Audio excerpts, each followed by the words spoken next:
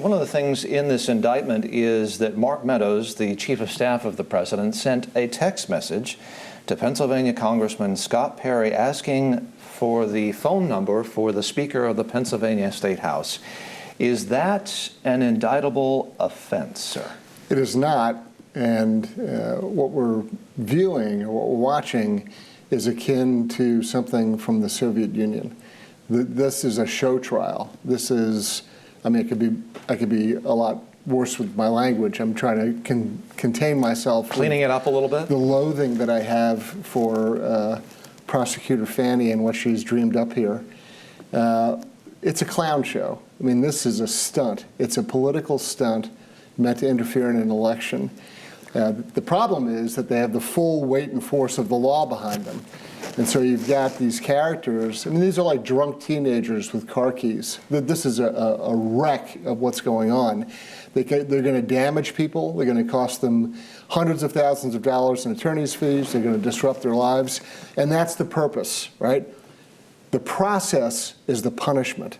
And that's what they're aiming for. They're trying to destroy and disrupt President Trump's campaign and all those persons around them, and also sending a signal to the American public: you better sit down and shut up and do as you're told. If you dare to associate yourself with President Trump, you're one of the enemies. You're a criminal. That's the message, and that's the message from President Biden, from Attorney General Garland, from this lunatic in Georgia, from the New York grand jury. That's the message. Sit down and shut up and do as you're told. Former Chief of Staff Mark Meadows wanted to change a venue. Chris Farrell, why would you want to change a venue from liberal, Democrat-dominated Fulton County to liberal, Democratic-dominated D.C. right across the street here? I mean, what does that get you? I don't know. Well, the question is whether it would come to D.C. It might go to a federal court. I mean, look, the venue is not locked in. It could be somewhere in the Fourth Circuit. It could be a Georgia federal court. The act itself occurred here in D.C., so that might be the place where they would bring it in the district court. The underlying question is, who's going to prosecute and try this case? As currently configured, you're going to have to get a stadium to do it in Georgia, because you have 18 defendants, and they supposedly want to go to trial in March, which is preposterous. It's not going to happen that fast. Super Tuesday, the day before Super Tuesday. It's simply not going to happen. Again, this is more the gamesmanship and the stunt aspect of this. But if you think you're going to have 18 defendants file into a courtroom somewhere with their attorneys and paralegals and everybody else and start conducting a trial, again, this is all show, it's all drama, and I hope Mr. Meadows and the President get the case removed out of her hands and let a federal court hear it, and I think it'll expedite things. What happened with this internet posting of the trial docket, so supposedly not ready for prime time, supposedly not an authentic document? What's up with that? Well, one thing's for certain, and that is the DA's office is lying. So whether it was Is that evidence for a mistrial or a change of venue? I believe that argument could certainly be made. Now, whether anybody buys off on it or not is a separate question. But it was either an accident or an accident on purpose. But they tee this thing up, post it, then whoopsie, take it down, and just so happens to mirror exactly what ended up being. That means that they were awfully ready for this. Well, the good news is that they can do the same thing with the conviction, right? Right. They've already decided what's going to happen here.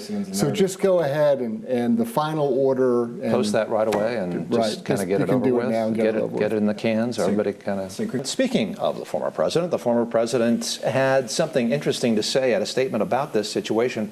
I think we have a soundbite. Maybe we can hear that. It is a disgraceful thing that Joe Biden refuses to help or comment on the tragedy in Maui, just as he refused to help or comment on the train derailment in East Palestine, Ohio. Chris Farrell, is this Maui Wowie? Biden's a disgrace.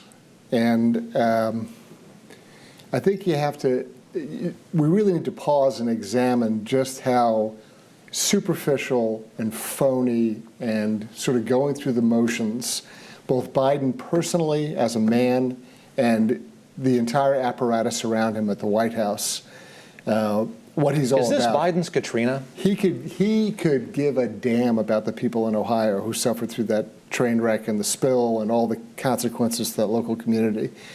But he's going to take an opportunity to go hang out in Hawaii and do some fundraising with a quick flyover of the area that's been subject to these wildfires. This is such a transparently shallow, phony operation. And it really reflects on him personally. This is not just, the handlers not getting it right or some other, PR phony Washington line. This illustrates and illuminates who Biden is as a human being. Well, Chris Farrell, you being the resident country music fan and critic, what do you make of this sort of grassroots popularity for this song, which nobody saw coming? He speaks an unspoken truth, and it's well known across, what the bi-coastal elite consider to be flyover country, and it is those rich men north of Richmond. There's an entire industry, right? There's a military-industrial complex. There's the government complex. Washington doesn't make or do anything. It simply kind of barters and sells influence. And they rearrange. So he's referring to Washingtonians here, north of Richmond. That's who those people are. Undoubtedly, undoubtedly. It's the entire D.C. metroplex, whatever you want to call it. It's the lobbyists, it's members of Congress, it's the defense contractors, it's the alphabet superintelligence agencies. Somehow they always prosper. Somehow they always do well for themselves. And there's a whole bunch of people in the country who they know what's going on in this little zone that we're sitting in. And this guy's had the talent and the smarts to be able to express it in a way that many Americans identify with. And that's why it carries as much influence and weight as it has, and that's why it's skyrocketed.